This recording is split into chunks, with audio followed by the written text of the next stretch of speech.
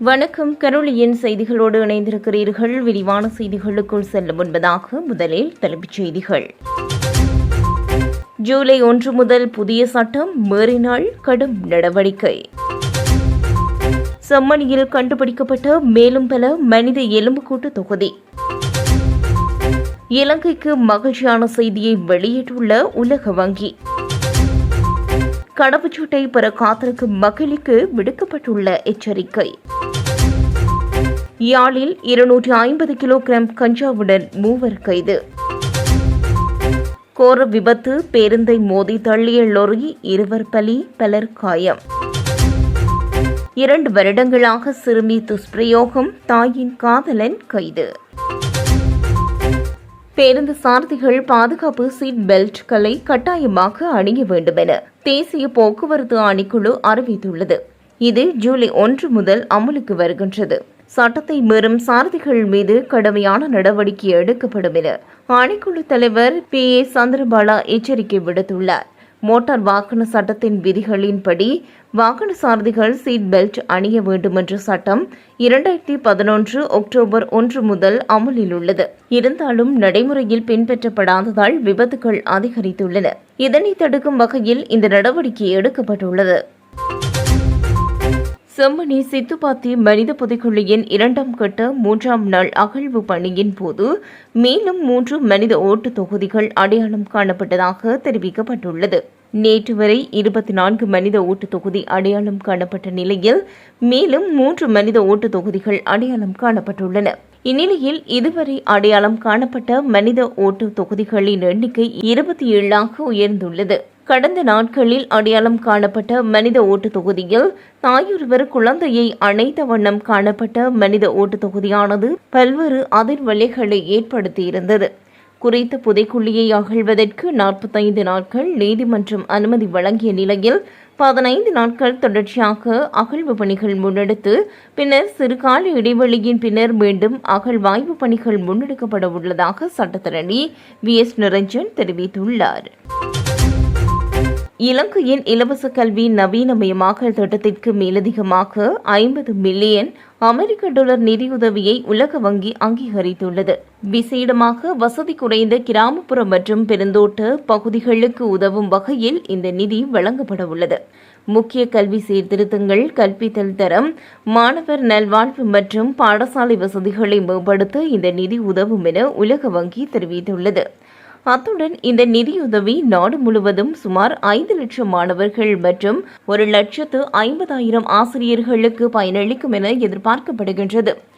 ஆசிரியர் பயிற்சியை நவீனமயமாக்குதல் மற்றும் டிஜிட்டல் கற்றலை ஊக்குவித்தல், சுத்தமான நீர், மாதவிடாய் சுகாதாரம் மற்றும் மனநல ஆதரவு உள்ளிட்ட பாடசாலை சுகாதார மற்றும் ஊட்டச்சத்து திட்டங்களை விரிவுபடுத்தல் என்பனவற்றை இலக்காக கொண்டு இந்த திட்டம் செயற்படுத்தப்படுகின்றது.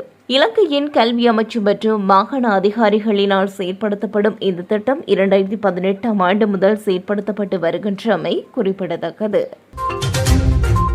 கடவுச்சீட்டுகளை பெற்றுக்கொள்ள வருகை தரும் பொதுமக்களுக்கு குடிவரவு மற்றும் குடியகழ்வு திணைக்களம் விசேட அறிவிப்பு ஒன்றை விடுத்துள்ளது.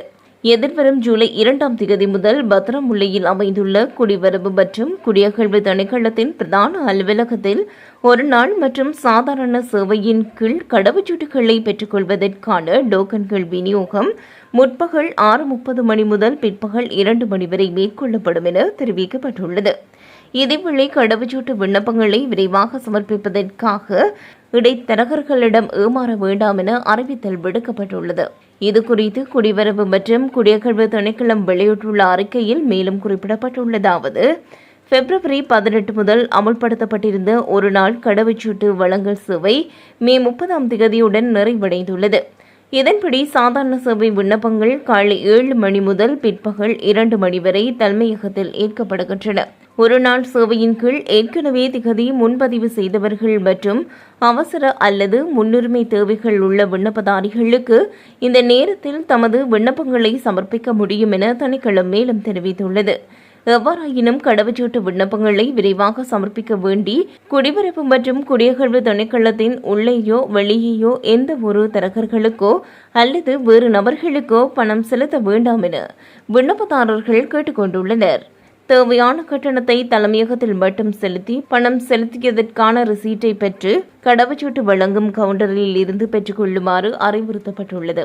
திணைக்களம் இந்த அறிவிப்பை வெளியிடுவதற்கு முக்கிய காரணம் கடவுச்சீட்டு விண்ணப்ப செயல்முறையை துரிதப்படுத்துவதாக கூறி தரகர்கள் மற்றும் மோசடி செய்பவர்களால் பொதுமக்கள் ஏமாறுவதை தடுப்பதற்காகும்.